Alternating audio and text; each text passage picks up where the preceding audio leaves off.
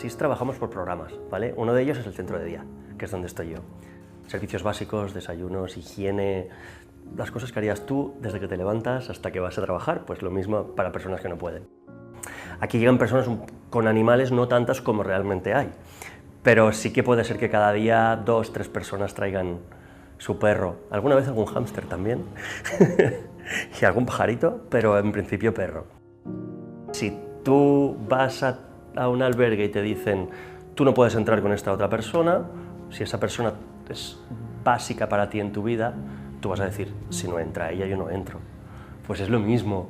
O sea, yo voy con una persona que me da el soporte, que no me juzga, y con una persona, un animal, y que es mi vida en esos momentos, es lo único que tengo probablemente, y yo no lo dejo.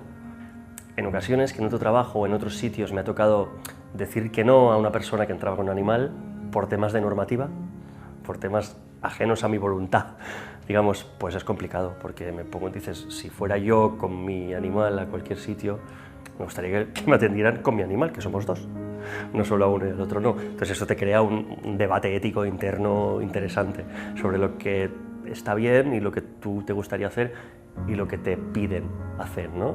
Los que tenemos perro y hemos tenido animales lo sabemos, el vínculo que se crea es súper especial. Si esto le añades que una persona en situación de sin hogar, uno de sus problemas máximos es la soledad, y él no puede tener a nadie, no tener compañía, tener un animal es, bueno, su familia.